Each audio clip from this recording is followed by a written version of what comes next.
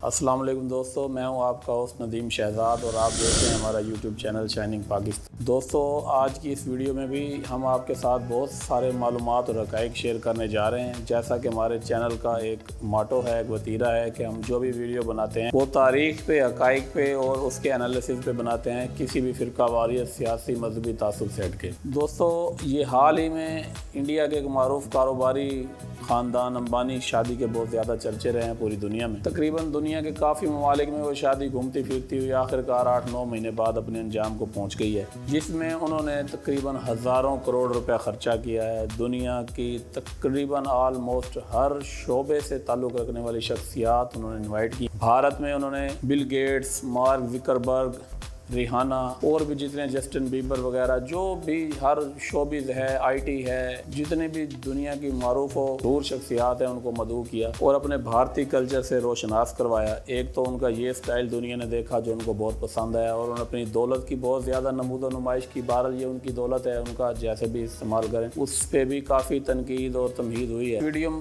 بنانے کا مقصد یہ نہیں ہے کہ ہم امبانی خاندان پہ بات کریں، ہم بنا رہے ہیں اپنے ملک کے لیے یہ ویڈیو کہ آج کل بہت اس شادی کے اور اس کے اخراجات اور انڈیا کو اس کے ہونے والے فوائد کے بعد اکثر لوگ جو ہیں پاکستان میں وہ یہ سوال کر رہے ہیں کہ پاکستان کے پاس یہ امبانی، ٹاٹا اور برلا جیسے صنعت کار کیوں نہیں ہیں، ہمارا ملک کیوں پیچھے چلا گیا ہے۔ تو دوستو، ویڈیو بنانے کا مقصد یہ ہے اور اپنے ناظرین کو بتانے کا کہ یہ صرف اور صرف ہمارے ساتھ جو فیوڈلز نے ظلم کیا اور جو نیشنلائزیشن کے نام پر پاکستان کے ساتھ مذاق ہوا، یہ اس کے نتیجے میں یہ سب کچھ ہوا ہے۔ 1970 تک، 1970 تک آپ کے پاکستان میں ایسے 30 سے 40 امبانی اور ٹاٹا برلا جیسے جینیس صنعت کار اور سرمایہ کار انڈسٹریلسٹ موجود تھے۔ جی بالکل، آپ کو یہ جان کر حیرانی ہوگی جو میں بات بتا رہا ہوں۔ امبانی جیسے بزنس مین ان کی جیب میں پڑے رہتے تھے اگر وہ آج تک پاکستان میں کاروبار کر رہے ہوتے۔ ویڈیو بنانے کا مقصد یہ ہے کہ آپ کو بتایا جائے کہ ان خاندانوں کے ساتھ کیا ہوا اور وہ کدھر چلے گئے اور پاکستان میں کاروبار کا، تجارت کا بٹھا کیسے بیٹھا اور یہ جو فیوڈلز کا اسمبلیوں پر قبضہ ہے وہ کیسے ہوا۔ تو دوستو، بات یہ ہے کہ ملک کے معروف بزنس مین حبیب گروپ والے، جن کا حبیب بینک تھا اور ان کا حبیب پلازا 1960 میں ایشیا کی سب سے بڑی بلڈنگ تصور کی جاتی تھی اور جنوبی ایشیا کا سب سے پہلا آئی بی ایم بینکنگ سسٹم بھی انہی کے 9ویں منزل پر، انہی کے پلازے پہ نصب کیا گیا۔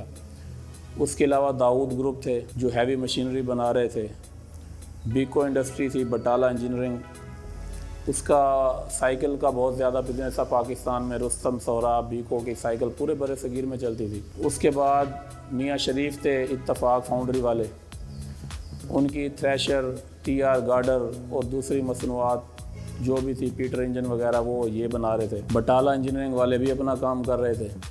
اصفہانی والے چائے کی پروڈکٹ کر رہے تھے۔ اس کے علاوہ اور بھی بہت سارے جو ملک میں انڈسٹریلسٹ تھے، جیسے کوہ نور، پی آئی اے بھی پہلے یہ اسی پرائیویٹ کمپنیوں نے ہی بنائی تھی، جو اس وقت تو خیر دنیا کی ہر ایئر لائن سے آگے تھی۔ یہ کوریا، جاپان وغیرہ سے ہمارا ملک بہت آگے تھا اور یہ جو مڈل ایسٹ کے ممالک ہیں، سعودیہ، یو اے ای، قطر، جہاں پر آج ہمارے نوجوان چند ریالوں، درموں کے پیچھے دھکے کھا رہے ہیں، یہ آپ کے ملک کے مقابلے میں کسی گنتی میں نہیں آتے تھے۔ اس کے بعد جی بھٹو صاحب آئے، انہوں نے اپنا فیوڈلزم شروع کیا اور یہ سارے جو انڈسٹریل تھی، ملک کے صنعت کار تھے، ان کو عوام کو بتایا گیا کہ یہ 22 خاندانوں کا ان کو نام دیا گیا کہ ساری ملک کی دولت ان کے پاس ہے اور ان کا پیٹ پھاڑ کر نکالنی پڑے گی۔ اور ہماری بھولی بھالی عوام ان خاندانوں کو اپنا خونی دشمن سمجھتی تھی اور ان کے خلاف خونی تحریک چلا دی اور ان خاندانوں کو یک مشتی تباہ کر دیا گیا۔ نیشنلائزیشن کے نام پر قومی تحویل میں لے لیا گیا ان ساری صنعتوں کو، اور اس کے بعد جو ہوا وہ آج تک قوم بھگت رہی ہے۔ میاں شریف صاحب تھے، وہ اپنی صنعتیں ادھر چھوڑ کے گلف چلے گئے اور وہاں پر اسٹیل مل لگا کر بیٹھ گئے۔ اصفہانی صاحب تھے، وہ کنگال ہو گئے، ان کے چائے کے باغات بنگلہ دیش میں چلے گئے۔ داؤد ہرکولیس والے تھے، انہوں نے اپنا کاروبار بند کر دیا۔ کوہ نور والی ٹیکسٹائل مل پلاٹ بنا کر نیلام کی گئی۔ جو بیکو انجینئرنگ کے میاں لطیف تھے، جنہوں نے ایک دور میں سن 66 میں میاں لطیف اور میاں شریف نے مغل پورہ میں ٹینک سازی کی اجازت بھی لے لی تھی، ٹینک بنانے کے لیے وہ سارا سامان منگوا لیا تھا انہوں نے، وہ بھی جرمنی چلے گئے اور وہیں پر وفات پا گئے۔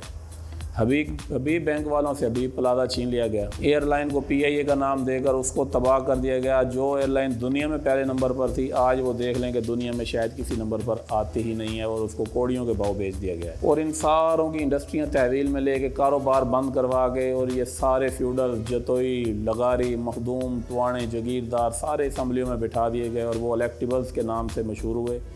और आज तक इन इलेक्टिबल्स का गोरख धंधा पार्लिमान में चल रहा है और यही ज़िम्मेदार लोग ही पार्लिमान में बैठे हैं। कोई सरमायाकार, कोई इंडस्ट्रियलिस्ट इस मुल्क में इंडस्ट्री लगाने को तैयार नहीं है, क्योंकि जैसे ही वो इधर आता है और उसको जूं नोचना शुरू कर देती है गवर्नमेंट कि वो बेचारा सब कुछ छोड़ छाड़ कर भाग जाता है। तो दोस्तों, बात बताने का मकसद ये है कि जब इंडस्ट्री नहीं चलेगी, सरमायाकार को प्रमोट नहीं किया जाएगा, लोगों को रोज़गार के मौके कैसे मिलेंगे। दुनिया के जितने भी ममालिक इस वक्त तरक्की कर चुके हैं, उन्होंने एक ही फार्मूला अपनाया है। उन्होंने इंडस्ट्री को फ़रोग दिया है, इंडस्ट्री को टैक्स फ्री करा दिया है कि आए आप हमारे मुल्क में पैसा लगाएं, 10 साल, 15 साल, 20 साल तक आपसे नहीं पूछा जाएगा, आप इंडस्ट्री शुरू करें, आवाम को बरसर रोज़गार तो करें। यहाँ पर तो हालात ऐसे हैं कि जो बंदा बाहर से पैसा लेके आता है, इधर भी इंडस्ट्री लग रही होती है और करप्शन शुरू हो जाती है। पटवारी से लेकर चपरासी कलर से लेकर 18वें, 19वें, 20वें स्केल का डिप्टी कमिश्नर और जितने भी आपके अंदर दफ्तरी अमला है और जो भी कॉरपोरेशन के अफसरान हैं, वो ऐसा ब्लैक मेलिंग का एक निज़ाम बना हुआ है कि इतने % मुझे दोगे तो ये कागज़ बनेगा,